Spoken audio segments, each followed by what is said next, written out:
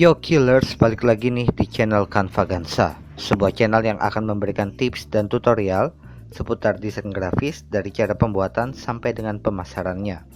Di channel ini juga selain desain grafis, gue juga akan share hal-hal yang berkaitan dengan Jepangan, seperti musik, film, kuliner, sampai dengan kebudayaannya.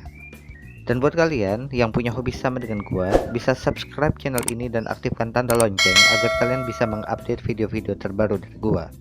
Bantu gue juga dalam membangun konten di channel ini dengan meninggalkan komentar dan sarannya di kolom komentar di bawah.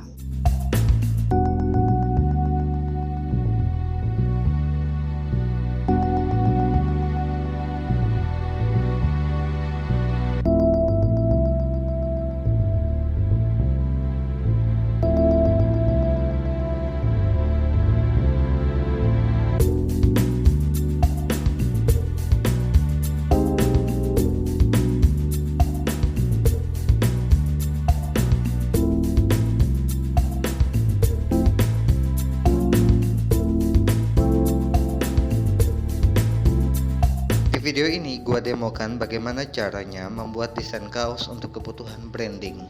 Meskipun sekarang telah banyak template yang dapat di-download secara gratis, namun gua rasa kalian perlu mengetahui dasar pembuatannya. Teknik ini nantinya dapat kalian gunakan untuk pembuatan desain lain yang serupa.